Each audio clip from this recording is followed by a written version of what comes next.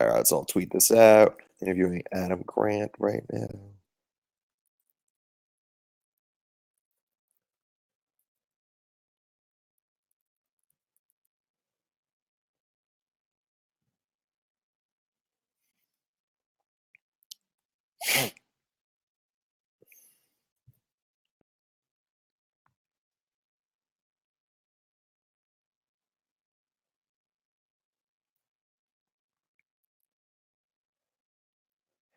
Adam's calling in.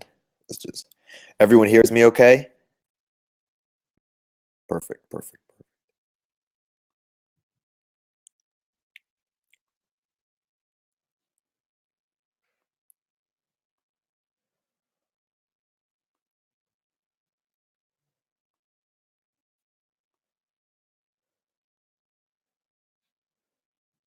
Adam, make sure you hit allow for the camera permissions. Everybody, feel free to ask your questions on the left-hand side.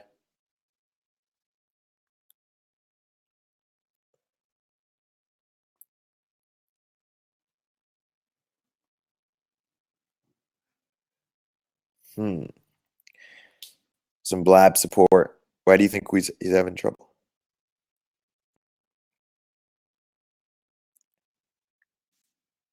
There we go. Hey, there we are. Hey, Adam, how's it going? Good. How are you? Doing great. Where are you? Where are you calling from today? Calling from Philly. How about you? Perfect. From San Francisco, the mission. Sweet. Yes. Okay. Excellent. Adam, I know we've been wanting to do this for a while. I'm so excited. Thank you for joining us in Products on Live today. Thanks for having me. Thrilled to be here. Yeah. So we have so much we want to get into from in terms of your book originals, your past work, give and take, just your work in general. But first, just want to start off. Give us the origin story of originals. Why this book? Why now? How did it? Oh, there's so many answers to that, Eric. I hardly know where to start. So I'll pick one origin story, which is I was a senior in high school and I was going halfway across the country for college. I was a little bit afraid that I was going to have no friends when I went there. So I was on AOL at the time and I started searching profiles to see if there was anyone who went to the same or was going to the same school as me. And I found about 15, 20 people. We started an email list and then everybody began adding people that they knew. And by April, this started in December, I think. In April, there were over 200 of us. And we ended up meeting up at a pre-freshman weekend. And we arrived at Harvard that fall. And there was a little news article about how we had started the first online social network. But none of us ever took any action on it. And a few years later, some guy named Mark started Facebook in the dorm next door. So I was curious about, why none of us took the initiative, why we were all afraid to take the leap to turn this into something bigger than just a little email group, and how we can all close the gap between the new ideas we have and then bringing them out into the world. In high school, in college, that you were going to be, an author and a professor. What did you think you were going to do? I had no idea. I was still harboring dreams of making the NBA, but at 4'9" as a high school freshman, that probably wasn't in the cards for me. No, I really had no clue what I wanted to do with my career. I knew I wanted to do something where I could pursue things that were intrinsically interesting and that were useful to other people, but I did not know where to begin. What is the book's reception? What has surprised you, if anything, about? I think, there have been a lot of surprises to me. It's always a pleasant surprise when people read the things that you write. So that was the first surprise. And then, after we started getting reader feedback, I think the thing that's been most surprising to me is how many people are sitting around with ideas and thinking, if I don't quit my day job, then I'm never going to be able to turn this into anything. And I found it surprising too, this evidence that entrepreneurs who keep their day jobs are 33% less likely to fail than the ones who quit and go all in.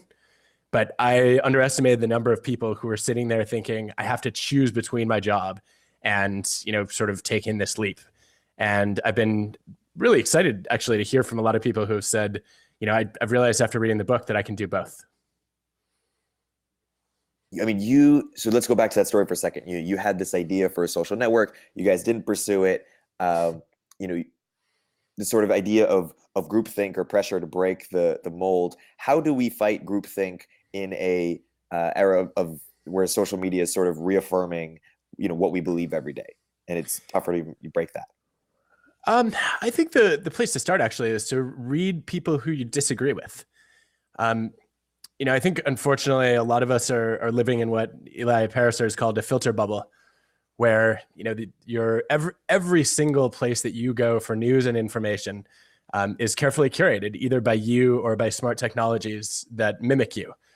And over time, you get exposure over and over to the things that are more and more aligned with what you already believe. And pretty soon you're in an echo chamber of one. I think you want to find people who you believe are thoughtful, intelligent, insightful, but contrary to a lot of your core values and your worldview. And you want to engage with their ideas because you're much more likely to learn something new from somebody who disagrees with you than somebody who shares your perspective. Strongly disagree with it, you find yourself reading over and over again? Oh, there are so many. In what realm? What? Let's say economics or politics. Economics or politics. David Brooks is a great example. I think, I find myself disagreeing with the majority of the views that he expresses, but he brings his ideas out in a way that makes me think and leads me to question a lot of the assumptions I make about the world. And I think that's good for me, even if I don't ever enjoy every moment of it.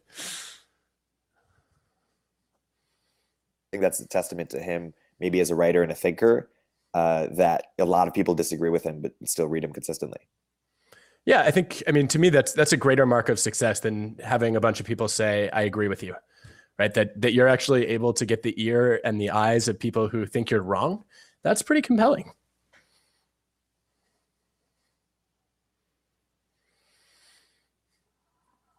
Navigate between the worlds of academics and the world of business so smoothly. But I'm curious, what do academics know about originality that sort of business practitioners often forget or don't know, and vice versa? Well, I think in general, most of what I've seen in business is a decade or more ahead of what we know in academia, right? So as social scientists, we're often out looking for interesting things that have been discovered out in the world and then trying to go and study them and understand them better. But there are some areas where I would say social scientists are sometimes ahead of the curve. One of them is just what it takes to be original in the first place. I think frequently in business, you get rewarded for being a little bit of an imitation, not a perfect copy. But if you're too different from something that already exists, people have a very hard time appreciating it and understanding it. And I think in social science, the opposite is true. It's almost impossible to publish your work if you're not challenging conventional wisdom, because people will say, we already know that. Why do we need another replication out there? Tell me how this idea goes against the grain in some way. And I think that, my favorite take on this is Murray Davis. He wrote this amazing article more than 4 decades ago called That's Interesting. And it's this crazy idea that the things that we find to be worth knowing, we don't remember them because they're true. We remember them because they're interesting. And a lot of people find that objectionable, right? That interest is more influential than truth. But Davis then says, well, if you buy that assumption, what makes something interesting? And he says, to be interesting, you have to surprise. You have to disagree with what people already assume to be true. Otherwise, they're just going to say, I already knew that. Who cares? And then he goes and unpacks all these different ways to challenge conventional wisdom. You could say something that you thought was bad is actually good, or vice versa. You could say, something that you thought was homogeneous is actually heterogeneous. And he has this whole index of the interesting, and then says, if you follow this, you will cease to be interesting, right? So you can't use this as a formula. And then he adds this little disclaimer that, yes, interesting ideas are the ones that challenge conventional wisdom, but only if those beliefs are weakly held. If you challenge people's strongly held assumptions, then you're just going to make them angry, and they're not going to listen to you or engage with you. And so he argues that there's this sweet spot, right? You have to find things that people sort of tentatively believe are true and then show that they're false. But they can't be too fervently attached to those ideas. Otherwise, you don't get through to them. And I would love to see more entrepreneurs, more creative people understand that there's, this, you can be too different, you can be too similar, and Goldilocks is ultimately the way to capture attention. And why everything bad is good for you, about how video games and TV, and that strikes a chord. Let's talk about some of the examples in the book. One of them is mutual friend Meredith Perry, who went to Penn and is the founder of Ubeam. Tell a little bit about why she's such an original to you and what you think we can learn from her story.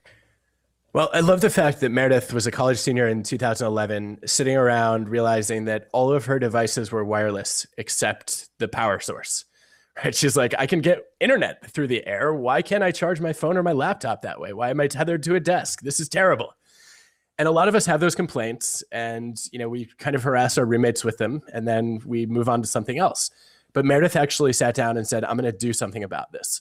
She's not an engineer. She's not a physicist. So, even knowing where to start is not an easy thing. But she ends up doing enough research that she figures out you can convert vibrations in the air into energy. So if you were to stand near a moving train, for example, that would generate some degree of power. And if you knew how to harness it, you could use that to charge your devices. She decides she's going to start this company, Ubeam. And because she's not an engineer, she needs to hire a team to build a prototype. But when she goes to potential engineers, they all say, this is insane. You can't harness enough energy. The radiation will be too high. It's physically impossible. She has Nobel Prize winners telling her to go home. And I think a lot of us would have quit there. Actually, just about anyone I know would have quit there. But Meredith had the courage to persist with her idea. And I think that, that makes her hugely original, that she was willing to keep going when lots of people who were more knowledgeable and more expert than her said, you have to stick with, or you have to walk away. She stuck with it. And I think what she ended up doing was ingenious, which is she had been going to engineers and saying, I want to build wireless power. Can you make me this transducer? And they would say, no, you're crazy. And she changed her pitch and just started saying, wondering if you could build me a transducer with these parts, with these properties. She never mentioned wireless power. And then she got a very different reaction. Engineers would say, well, I've never thought to do it quite that way before, but let me give it a shot. She was able to get them on board. She built the prototype. I think they're pretty close at this point to doing what everyone thought was impossible. And the lesson I took away from that is that sometimes you have to take a real vision and smuggle it in a Trojan horse. And that, giving people the ultimate goal that you're trying to achieve, if it's pretty radical and original, might alienate them. You almost have to back into it via first principles. Yes, which worked beautifully in her case. And I think we see this in a lot of cases, right? This is why Elon Musk did not start SpaceX and immediately say, I want to go to Mars. Who's with me? Right? He said, I want to take a private commercial vehicle into orbit and back. And then once he shows that's possible, people are a lot more willing to entertain some of his more outlandish suggestions. Let's just say there are lots of Elons or lots of Merediths, and Meredith's a good example because she's fairly young still. Lots of potential Merediths out there. What separates the Merediths from the Merediths that become Meredith from the Merediths that never become Meredith? In their environment, I think there are a lot of things that separate them, and most of us assume that it's hardwired. That you have to have this biological immunity to fear. You have to be willing to take crazy risks, and the data just don't support that. It turns out that the most original people in the world hate risk taking. They're much more cautious than their peers. They feel the same doubt and fear that the rest of us do. They just manage it differently. They harness it as a resource, and we can talk a little bit more about that. And they also have tons and tons of ideas. So, it's always interesting when people will come to you and say, I have this idea, but I don't want to tell anyone about it because I'm afraid that it's going to get stolen. I have never met a successful person who did something original in the world who had only one idea. And one of the best predictors of whether you go on to do something truly new, whether you're going to drive creativity and change in the world, is just the sheer volume of output that you come up with, because you need variety to get to originality. And the best way to have variety is volume. So I think that, one of the things that distinguishes Meredith is she had tons of ideas, right? Ubeam was only one of them. And she was pursuing a number of them in parallel to figure out which ones were different and better than what existed before. And then she finally made a bet on one that seemed to have real potential. encouraging originals, and how can they? So I realize that, in the tech world, you expect me to say that our universities are doing terribly at this. I'm not going to say that. I'm going to say that we are doing worse than terribly. I, it's amazing. I see this a lot at Wharton. We have students who come and they're extremely bright and motivated and talented, and they come in wanting to do something that's never been done before. And they come out believing that the only way to succeed is to get an internship in, investment banking or management consulting. And it's almost like we beat the originality out of them. I think we could do a much better job in a few ways. One is I would make it illegal for anyone who's at a university to do a corporate or professional internship until the summer before their senior year of college. Right? I would require those first couple of summers to focus on you actually living your life, exploring new ideas, trying something that was not tethering you to a desk and a computer. And then the second thing that I would do is I would create a little bit of it's like a hybrid of a university and what Peter Thiel has done, which is, you take like the HBS 2+2 program where you can go and do some other interesting thing before you come to business school. I would give people a 1 or 2 year sabbatical before they join me as an employer to do something more entrepreneurial and give them a chance to exercise their creative muscles a little bit. You're a professor at you're a top professor at a top university. Have you seen experiments, whether at Penn or elsewhere, that are, that are really exciting you in this way, or is there something you can do to, Well, I think that we need to give people a chance to, one, have the seeds planted for new ideas, and then two, give them a forum to express them. So I'll tell you what I've been trying to do in my own classroom, just as a small step in this direction. When I started writing originals, I had this great moment of hypocrisy where I realized that I wasn't following any of my own advice. And I'm talking about how we need to challenge people to, be nonconformists and, really break from convention and tradition. And then I'm teaching this whole class on evidence-based management, where students are expected to internalize all the data that already exists and then, kind of just regurgitate it, right? So I created two different ways to try to encourage students to express their original ideas. One was about 2/3 of the way through the semester, I had them pair up to work together and create a mini TED Talk. And the idea was that they had to champion something that they thought was true but was counterintuitive, and then marshal a case that they might be right. And they could pick any idea they wanted. For my class, it was in the realm of work or human behavior or psychology. And then their job was to make a pitch for it and innovate, not just in the content, but also the delivery. And I was just blown away by the creativity that students brought to the table. And I realized I wasn't doing a good job giving them a chance to express it. And then the second thing I ended up doing was I spent a day of class last fall inviting students to pitch their ideas for how we would use a class session later that semester. And everyone got together in groups. They came up with ideas. And then I sort of caught them by surprise by telling them that the person who was most quiet in their group was the one who was responsible for pitching the idea. So we would diversify the voices in the classroom a little bit. And one of the best ideas that came out was from the senior Lauren McCann, who said, what I would love to do is I would love to have seniors write letters to freshmen about what they wish they had known a few years earlier. And I thought this was brilliant, and I encouraged her to do it. And just a couple of weeks ago, she launched this website called dearpennfreshman.com. They got over 10,000 hits in the first day. And now other universities around the world are actually starting to adopt it. And it was just such a small thing, right? To say in class, who has an idea? And then, give her a tiny bit of a nudge to say, go and do this. It was all it took. And I think I could be doing a lot more of that. So could the rest of us.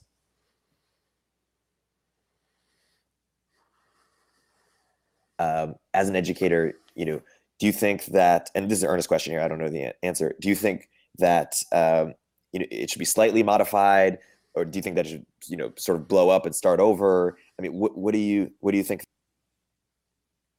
Two thoughts on K through 12. First one is I'm a huge fan of the George Lucas proposal that instead of just having grades and test scores and maybe some essays as part of the application to college, we should have a creative portfolio that every student submits as part of their application.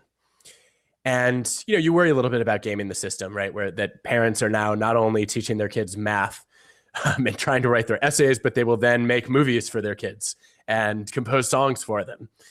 But I think knowing, if you know in 7th or 8th grade that one of the things you're going to end high school with is a sample of something original that you've done, whether it's, art or a story that you wrote or, anything that you want to create, a business, a website, I think that would encourage a lot of parents to stop being tiger moms and Lombardi dads and, to actually think about helping kids do something that reflects them. The other thing that I would say is we're facing this big debate right now between, how much learning should be lecture driven and structure led versus, sort of self-directed, giving students a chance to explore on their own. And I think actually neither approach is the right answer. I think what we should be doing more of is peer-to-peer learning. We've known for decades that the best way to learn something is to teach it. And if we did a better job organizing students into small groups where they were responsible for learning different things and then sharing their insights with their peers, I think that would be the best possible way to give them a chance to internalize what they themselves had to share. Meme, and you talk about this in the book a bit. What's the role of parents in fostering Well, I think actually parents are mostly overrated. This is deeply disturbing to most parents, and I think it's part of why we need to hear the message even more. I say that for a few reasons. One, there's a lot of behavioral genetic evidence suggesting that most of the influence that parents have on their kids is through the genes they pass on, not through the way that they actually raise them. And two, if you track what parents who raise highly creative children actually do differently from other parents, you see that it's a lot easier to thwart originality than it is to nurture it. So, parents who are physically or emotionally abusive, obviously not good for your kids. And, creating too many rules, forcing too much rote practice also doesn't help with originality. But it's less clear what exactly you need to do in order to foster it. There is evidence that parents who focus on values rather than rules end up setting their kids up to do original things, because then when their kids confront ideas that might be unpopular, their kids will say, look, these are my principles and this is who I am and this is what I stand for. And I'm not going to worry that much about whether other people think this idea makes sense or not, because I was raised to believe in a set of values that are important to me. But I think parents should actually chill out quite a bit on this and just say, look, as long as I don't screw up my kids, I'm doing pretty well. Yeah. Are you a parent yourself? I am. Yeah. 3 kids, 7, 5, and 2. Wow. And do you find yourself taking that advice? Most of the time I try to. There are moments where I will hear myself saying things that are directly at odds with what I've written about. So, I have this whole section in chapter 6 of Originals about teaching values, not rules. And literally yesterday, we're at the dinner table and I hear myself saying, all right, new rule. And then, I make some stupid rule and then I don't even bother to enforce it, which is like a lose-lose. Right. And I think that, most of the time I recognize these mistakes in hindsight rather than, in anticipation. Mm-hmm. But, every time I make that mistake, I make a stronger commitment to say, I am not going to impose unnecessary rules. And when I do have to have a rule, I'm going to explain why, so that instead of, my kids following the rule because they want to get rewarded or they don't want to be punished, they'll follow the rule because they believe it's important. And then they're much more likely to think for themselves as opposed to just blindly conform to what an adult might be telling them to do. And my hope is that at some point they will thank me for that.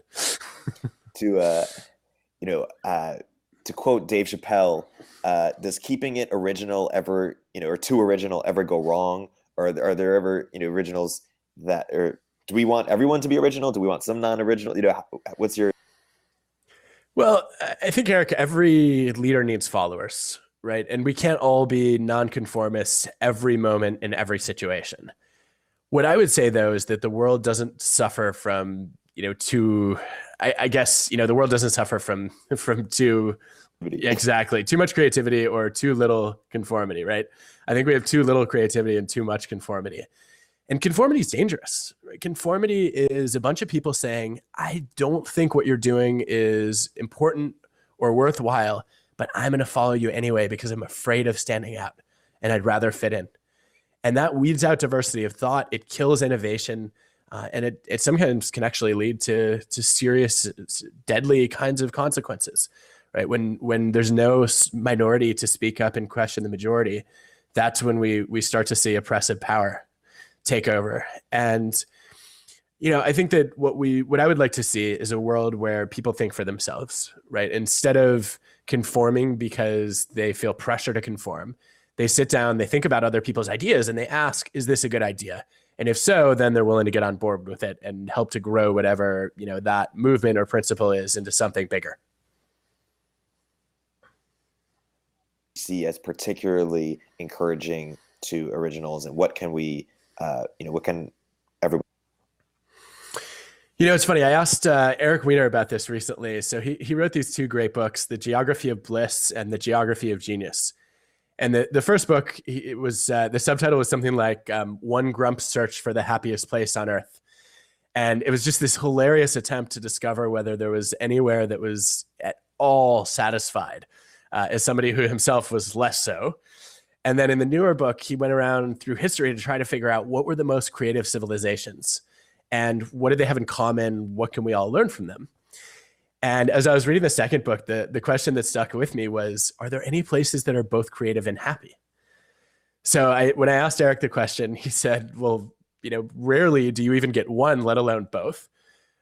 But he thought the best bet was Iceland, actually. If, they consistently rank very highly in international happiness comparison statistics. And it's also a place where you have a tremendous amount of originality from a very small population. And he said he thought one of the keys to their success on sort of being original and relatively content was one of their favorite sayings, which is, I'd rather go barefoot than without books. And, I don't know if that actually makes sense from a survival standpoint, right? Like, books are not going to prevent your feet from getting frostbite unless you have a lot of survival guides with you. But I do think that, that cultures that are highly original nurture people to read. And, it's not just reading big ideas, it's reading fiction, right? We have actually a good body of evidence that reading fiction helps to build empathy. And it really gets you into the mind of a character who's different from you. It's the closest thing we have to actually living in somebody else's brain, which is the best way to broaden your own perspective. So I'm a huge fan of cultures that encourage reading early and often. And, obviously not just reading the things that are assigned, but following your curiosity. So is it like parents where they should chill out, or do they have, fundamental things that they I have no idea. So you're asking the wrong organizational psychologist on that one, right? I think, when I think about the role of government, I'd say, my specialty is thinking about individuals and groups.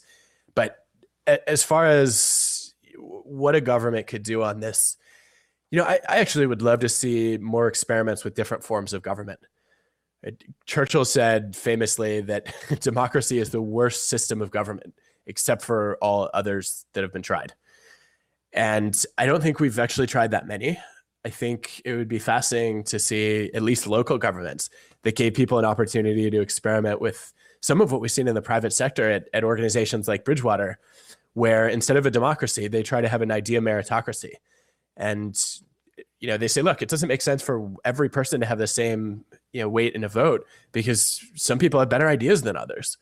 And you can come up with a believability score in their world for how likely you are to be right in the present based on how consistently you were right in the past in this domain. And it would be quite interesting to see, what would an election look like if votes were not one vote for each person, but you had some kind of system that weighed who was going to, make the best judgments. Now, I worry a lot about justice and fairness from that standpoint, but I just throw that out as an example of the kind of thing we should be experimenting in small communities to figure out, are there other ways to navigate a society? How different they do things, but were you somewhat critical with, once they've sort of found their approach, they're not experimenting even more? Did I read that right? Or yeah, I think Bridgewater's done a better job as a hedge fund at encouraging people to think differently than just about any organization I've ever observed. And, they go so far as to say one of our core principles is that no one has the right to hold a critical opinion without speaking up about it. And if you think about how different that is from most organizations, right? In most organizations, people feel like no one has the right to speak up with a critical opinion. And I think that, this is one of the reasons that Bridgewater has so consistently beat the market. It's one of the reasons that they were a company that warned their clients against a financial crisis in 2007. And I think they've done a fantastic job, evaluating people on, do you fight for right? Do you argue for opinions that other people will disagree with to make sure that, the full range of ideas are getting heard? But yeah, I would once those opinions are on the table, I would handle them differently. At Bridgewater, a lot of, the disagreements are resolved through debate of intelligent people. And I don't actually care what intelligent people think when we can run an experiment and see who's right. And I would love to see them, they have lots of debates about, what's the best way to get people to speak up, for example. I would say run the experiment. Let's test all of them and figure out, okay, under which conditions do people speak up the most often and the most productively? I'm curious to hear more about moments of non-originality and originality in your own life. And maybe we could start with the non-side. Maybe one example is the opportunity to invest in Warby Parker in 2009 when and you passed on it. Take us back to that moment and how you think about it. Thank you for reminding me. Yeah. So I was teaching my first class at Wharton in 2009. The student Neil Blumenthal comes to me and says, I'm thinking about starting a company with 3 friends. We're going to sell glasses online. And I was wondering if you might be interested in investing. And I generally have not given money to students. Doesn't seem like a good idea. But as I learned more about the company, I got more and more dissuaded because they'd not dropped out of school. 3 of the 4 took internships over the summer just to make sure, they had a backup plan. Then they all lined up full-time jobs for when they graduated, just in case it didn't work out. And the day before the company launched, they still did not have a functioning website. I'm like, you guys are an online company. You realize the entire business is a website? That's literally all it is. So I obviously did not invest. And they're now worth over $1 billion. They were just named the world's most innovative company by Fast Company. And this is why my wife is in charge of all of our investments now. But I learned a few things from that experience. One was that I should be really cautious about relying on my own intuition when I'm dealing with a domain that's foreign to me. So, I looked at glasses online and I said, that's ridiculous, right? You have to go into a store and try them on. Never occurred to me, though, that I've never worn a pair of glasses in my life. So how would I know whether that's a viable idea or not? I am not your consumer. I'm in a bad position to judge. I should have actually sat down and analyzed the market, looked at how people make choices about whether to buy glasses or not. Is that something that they would do online? I would have concluded, yeah, Zappos did it for shoes, could be done with glasses. I also, I think that I made the mistake of thinking that because they were moving slowly and, sort of covering their downside risk, that meant they weren't serious and committed. And I should have taken that instead as a signal that they were smart enough to know that starting a business is a low probability of success endeavor. And they do want to make sure that, they haven't just destroyed their careers if this doesn't work out. And I've now taken that as, much more of an indication that these are people who are careful and thoughtful, as opposed to they're not daredevils, therefore I should not invest in them. What's another moment that comes to mind or the story of non-originality or originality? Well, when I think about my experiences with being unoriginal, one of the biggest moments that I guess was a turning point for me was I got to grad school. And after years and years of career indecision, I got inspired by a few extraordinary professors and said, I want to try to pay that forward. Lo and behold, I end up in this graduate school program, which was amazing, except that they told me I was not allowed to teach for my first 2 years. And, I guess like the old me, I grew up as somebody who always respected my elders. I tried to follow every rule, even the ones that didn't make sense, even when no one was watching. Right. I was afraid of getting in trouble. And I remember crying once when I got called to the principal's office, even though I wasn't in trouble. Just like the idea of going to the principal's office was terrifying to me as a kid. And what ended up happening when I got to grad school was I was so passionate about teaching that I finally said, I'm going to have to, buck the norms here and find a way to break this rule that I'm not supposed to teach until year 3.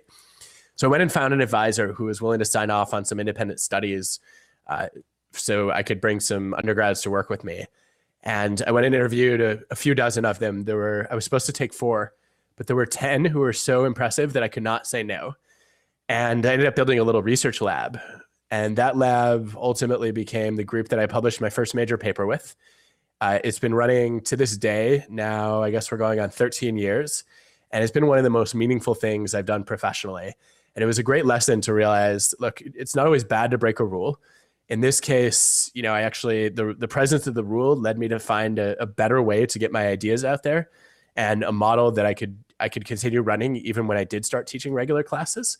And it was a great lesson for me to question the status quo more often. From the book of habits or principles that people can adopt in their own life to become more original. I think my favorite one of all the recommendations that come out of the evidence is probably a simple one, which is to think of risk like a portfolio. It's really changed the way that I think about my own life. So, I'm a really cautious, risk-averse person, and I thought that meant I couldn't do anything original.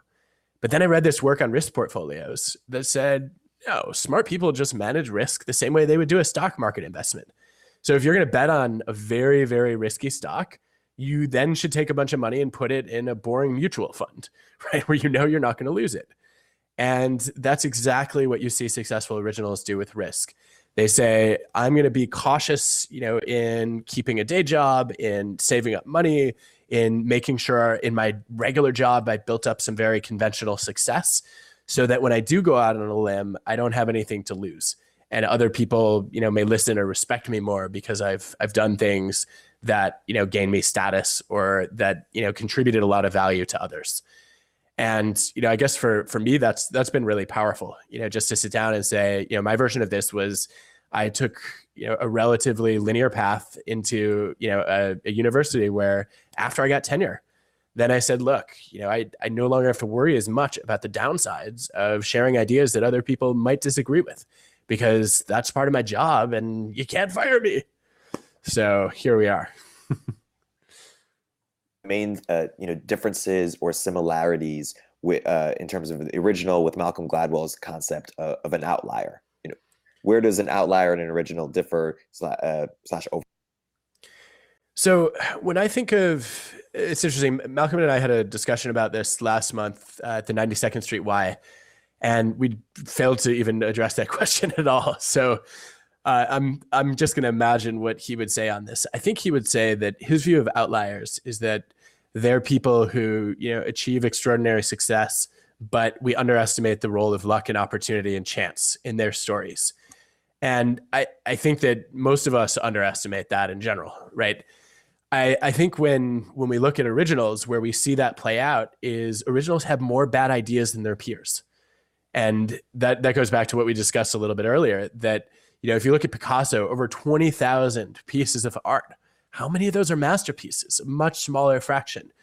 Shakespeare wrote over 36 plays, right? And, yes, we love Hamlet and Macbeth, but there are a few in there that critics have consistently panned. And I think that, we overlook the fact that one of the best ways to become luckier is not just to put in 10,000 hours of deliberate practice or whatever number of hours is required for you in your field, but to say, I am going to churn out enough variety of ideas, a diverse enough pool of possible directions that I have a better shot at stumbling on something original. And luck is a huge part of that, but you can increase your luck by following the Thomas Jefferson mantra that, I'm a great believer in luck, and I find the harder I work, the more I have of it. I would edit that and say, I'm a great believer in luck, and I find that the more ideas I produce, the more I have of it. Right. And, I think the biggest difference probably is that Malcolm, at least in Outliers, he takes a much more social structuralist view than I do. So he's interested in how the broader culture and society shapes our success. And I think that's a narrative that needed to be developed and fleshed out and reinforced for a lot of people. My view is much more psychological, driven by individuals in small groups, and I'm more interested in what all of us can do to increase our own originality. And I think that being original is a choice, right? We have decisions every day where we decide, am I going to follow the crowd or am I going to break from it? And I think we can develop habits that allow us to be more effective when we do make the non-conforming choice. And that's what I guess I'm trying to understand better.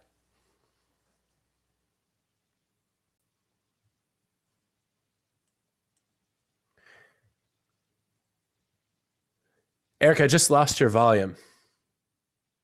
Are you on mute? Yeah, can you hear me now? There we go. Yes, you're back. Perfect. When you wrote Give and Take a few years ago, some people said you could have wrote a sequel to that. That could have been your life idea, the way Clayton Christensen, Innovator's Dilemma, that could over a lifetime that you continue to expand upon.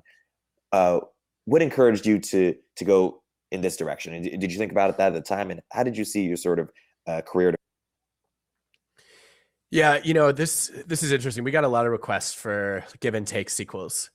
And I just kept having this visceral reaction of, I don't believe in a nonfiction sequel. I think if you're going to sit down and write a book, you should say something original. And that means tackling not just some new ideas, but a whole new topic. Otherwise, you end up, writing like the chicken soup for the dog's cat's soul, which at some point becomes derivative, even when maybe the first few were original. But I feel like, going back to something we touched on earlier, I feel like original ideas come when you depart from your own assumptions. And so my first thought was, if I was going to write a sequel to Give and Take on topic, it would be called Take and Give. And it would be about why selfish jerks succeed, which, would at minimum make sure that I was not typecast as the nice guys finish first author. But Bob Sutton already wrote that book. It was amazing. It's called The No Asshole Rule. And, I think we already understand, right, the conditions under which really selfish takers get ahead. So I didn't feel like that book needed to be written. I felt like it was also, too close to what I had already explored before. So I took a step back and said, why do I feel that's such a strong urge to say something that's new and different? And I realized it was because, generosity is one of my core values in life. And that was what animated the first book. But originality is another one of those core values. And if this was so deeply ingrained that I was resisting what seems like, a perfectly reasonable step to write a book that a lot of people are asking for, then this has got to be a topic that's worth exploring. And, I've been doing research on how to champion new ideas and challenge the status quo since about 2004. So it seemed like it was a great topic to dive into further and try to bring, a lot of the great ideas out there on this topic together.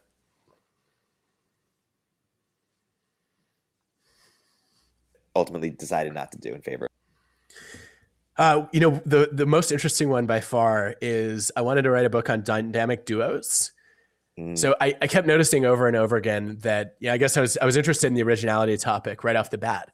And these pairs kept jumping out at me that, rarely were truly original people working solo or in triads or quads. It was often two people.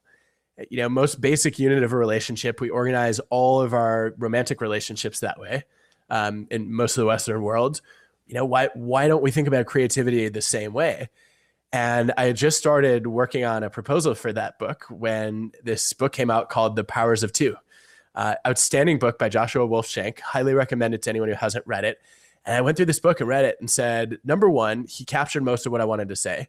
Number two, he covered even some of the same examples that I was planning to go through, like Lennon and McCartney and the South Park writers. And number three, he did it way better than I would have. It was masterful storytelling. There's some really surprising ideas in there, including that highly creative pairs they have more conflict than less creative duos. And that's part of how they get to novel ideas. And I just walked away realizing this book has already been written. And, I could have been really depressed by that. But then I started thinking about this research I had read on how quantity of ideas is the best way to get to quality of ideas. And then I thought, okay, I need to just generate more possibilities. And I'm going to write about that idea too, in what turned out to be original. So here we are. Yeah, very meta. Do you have any hunches for what your, and I'm sure you have a ton of ideas, but any strong hunches for what your next book will be about? Obviously, you're focused on originals now, but I think it's too early to say at this point. I'm looking forward to having some time to think and step back a little bit. But I would say, if somebody were to write not a sequel, but to really address the unanswered questions associated with this book, I would say there are two that keep coming up. One is, when you get rejected, how do you deal with that? I think there are lots of examples of originals who persisted in the face of failure. And, you can wonder how many J.K. Rowlings never went to the 13th publisher after 12 turned down Harry Potter. And where do you get the courage and the will to keep going? How do you know whether it's even a good idea to keep going, right? There's a fine line between heroic persistence and escalation of commitment to a failing course of action. And I think we need more guidance about, how to know when an idea is worth continuing to pursue, and then how to find the motivation to do it. The other question that I feel really goes unanswered in originals is, how do you champion change from below? If this is a question I get from my students a lot. If I'm not the boss and I have an idea for, how to improve a practice that isn't working well, how to, innovate in our industry, how to break a rule, how do I get heard? And how do I, influence the organization when I'm not the person in power? Love to see somebody explore that in more depth. Those ideas too, but especially how do you know when to pursue the idea versus shut it down? I mean, for entrepreneurs, that's their lives, right? This is why I'm not an entrepreneur, right? Yeah. Any hunches on how founders should think about that? Well, I think my favorite insight on that comes from Barry Stott at Berkeley, who spent a lot of his career studying this problem of escalation of commitment to a losing course of action. And one of his best studies was of banks in California, where they have over and over again these problem loans, where you give a loan to somebody on their first mortgage and they default. And then you're like, wow, this person's in a lot of debt. They're in a bad situation. Let me try to help them out. I'll give them a second loan. And then, they can't pay that either. And pretty soon you just get into this trap where you're throwing good money after bad. And you should have just, written off the first failed loan. So Barry wanted to know what predicts when a bank does that well. In other words, like they make the write-off decision early, as opposed to, continuing to put more and more and more money into a sinking proposition. And he found that bank turnover was one of the best things that you could have. That banks that had more turnover with senior managers actually had fewer problem loans. Why?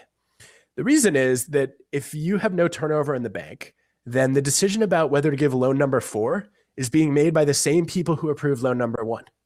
And those are the worst people to make that decision, right? They're like, well, I already made a bet on this person, and I want to prove to myself and everyone else who's watching that this was not a bad decision. So if I just give them a couple more loans, then, I'll be able to turn this thing around. And, if there's turnover in the bank, new senior managers come in, they're like, this person has defaulted on 4 loans. This is not a smart financial decision. We need to write this off and cut our losses.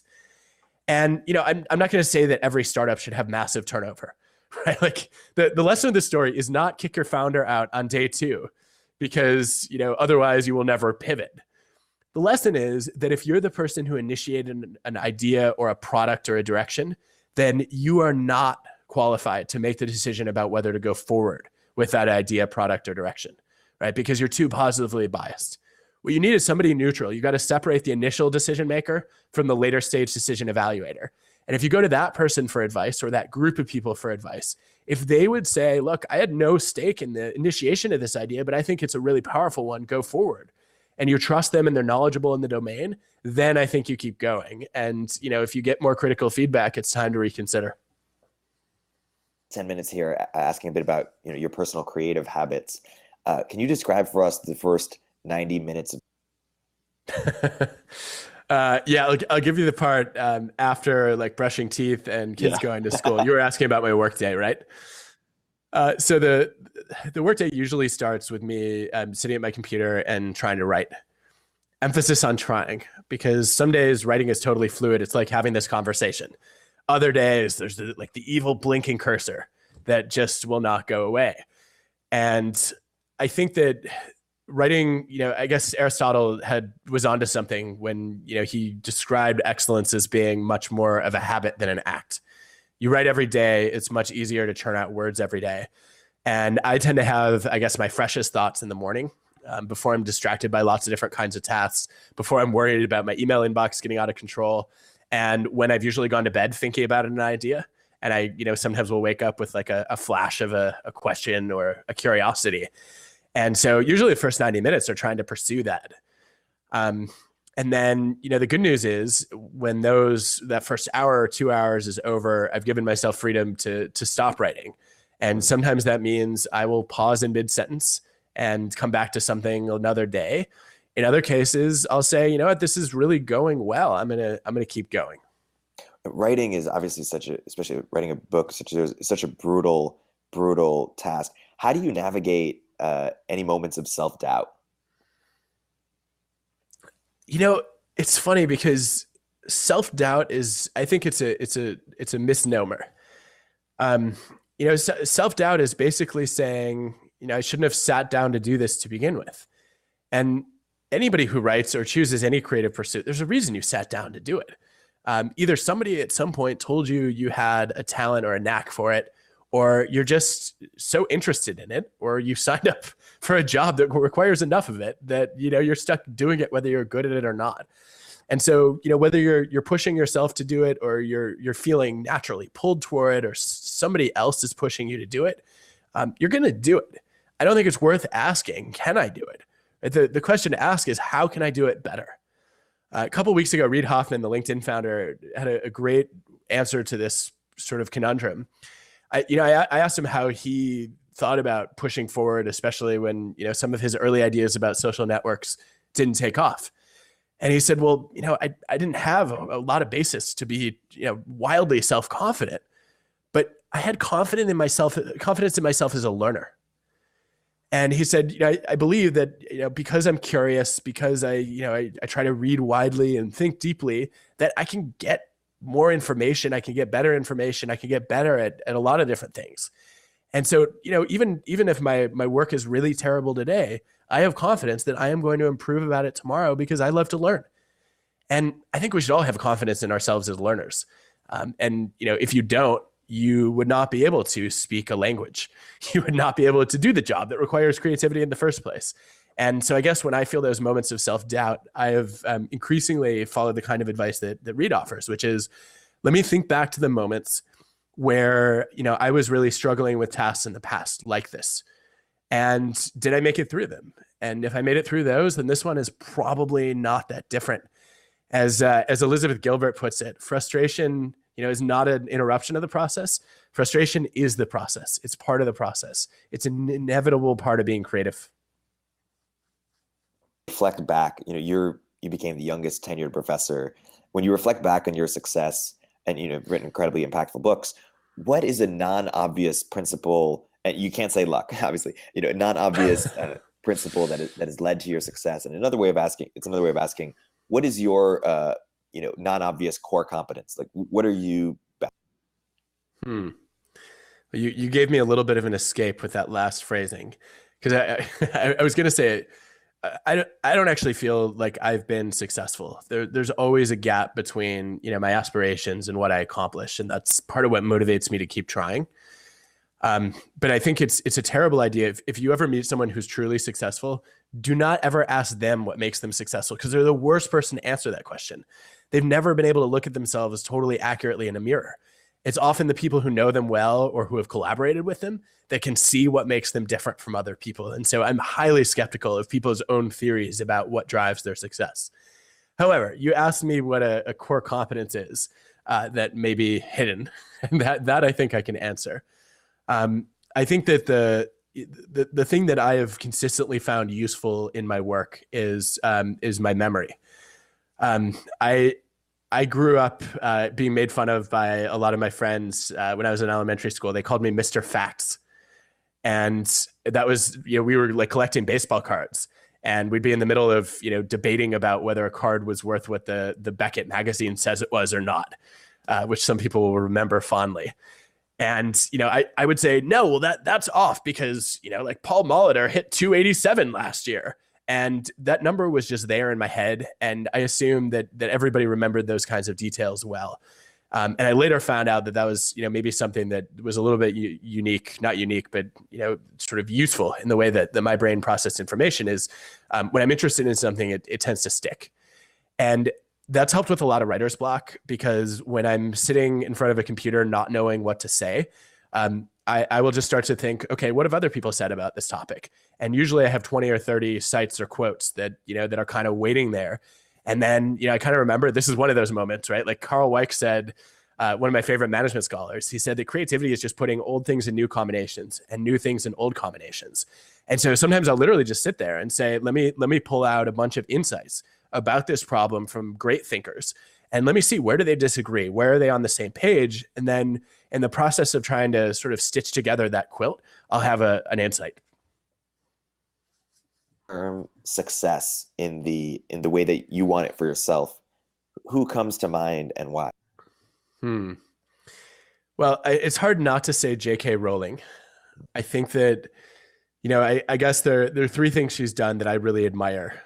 One is that, her books have reached more people than I think any book series in history, except maybe the Bible. So, if reaching a lot of people is a meaningful way to have an impact, she's the pinnacle of that. Two, I think she's really planted the seeds for other people to be original, in that, the protagonists in her stories are, really innovative kids who step up and take responsibility for solving hard problems that adults don't even know how to tackle. And, if you look at the data, children's stories are one of the best ways to stimulate the imagination and get kids to grow up and become more original themselves. And I think there's going to be a whole generation of Harry Potter inspired entrepreneurs, right? In the same way that like Star Trek led to a lot of the inventions that have happened in the last 20 or 30 years. And I think that's extraordinary. And then the last thing that she's done is there's some experiments showing that if you read Harry Potter as a kid, you become less prejudiced. You watch, these wizards look down on muggles, and you start to empathize, and you don't want to treat outgroup members that way. And I think, hey, she's reached a lot of people. She's encouraged them to innovate, and she's also encouraged them to be more moral and caring toward people who are different from them. That's a pretty meaningful impact, if you ask me. And series? I think there's, you have to be a much better writer to write fiction than you do to write nonfiction. I also think you have to be a better storyteller, because you have to invent it from scratch, and you have to really, truly be able to imagine a character in a way that's different from, I'm going to get to know someone and then try to tell that person's story.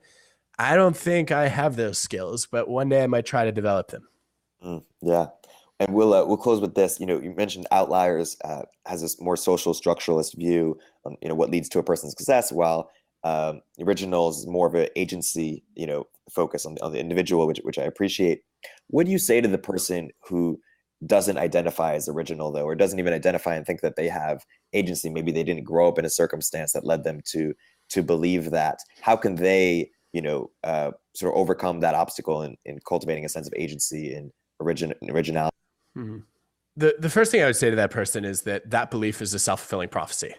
If you believe you have no agency, no choice, no control, then that's going to be guaranteed to be true, right? Whereas if you say, maybe there's a small choice that I can make that would alter how, even just a tiny part of my job is experienced, then you start to realize that we can all make changes to the world around us on the margin.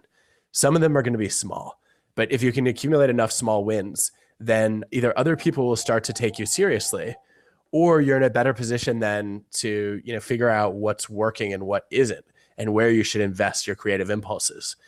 And, I guess the starting point for that person then would be to say, what's the last time you really fundamentally disagreed with something that was happening around you? And let's then figure out, have you ever seen someone try to change that? If they succeeded, what did they do well, and what can you learn from that? If they failed, where did they go wrong, and how can you succeed in their place? And I think we can all have a bigger impact that way. For being here on the podcast. Is a fascinating conversation. The book. No, Eric, thanks for having me. One thing before we close, I promised a signed copy of Originals to the person with the most original question. Can we email back and forth about the list and absolutely vote on what we think is the most original one? Perfect. That is a perfect idea. Order the book Originals now. It is fantastic. And any last minute plugs where people can find you online, or or learn more about it and you.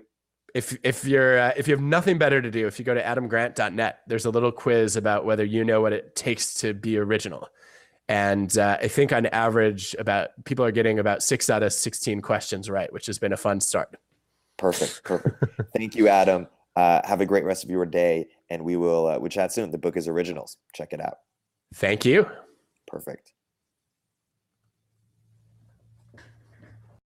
Okay, guys, tweet at Adam M. Grant if you liked what you heard. Order the book Originals right now. We got it in the office. It's fantastic. Adam is an excellent thinker, excellent writer, the youngest tenured professor, and has made a very big impact in a short time. Also, a great guy and very beloved by the academic world, obviously, the business world, and the tech world. He recently did an interview with Reid Hoffman a few weeks ago, which I was lucky to check out. And it was an honor and pleasure to have him here on Product Hunt Live. Again, if you enjoyed that, tweet at Adam M. Grant to let him know. Tweet at Product Hunt if you have any feedback for how these interviews could be better, or things you want to see, or guests you want to see. Tweet at Product Hunt or at Eric Torenberg, and let us know. Another excellent episode of Product Hunt Live. This will probably be on the podcast within the next week or two, so you can hear it or pass to anybody who missed it. Of course, this link also works as well, but the podcast will be edited a bit for any mishaps on my account. Okay, I think we have another Product Hunt Live. Yes, we have another tomorrow with Larry Summers, former Treasury Secretary and president of Harvard, and Larry Summers' wife, who I'm blanking on her name, but she is also a professor at Harvard, professor of poetry, and is doing some very fascinating things in poetry. The time tomorrow is 8:30 a.m. PST for Larry Summers, and 10 a.m. Pacific for Larry Summers' wife. And both of those will be fantastic episodes, and they will be on. You can see the full schedule on producthunt.com/live. Okay. Have a great day, everybody. Happy Monday, and I'll see you tomorrow.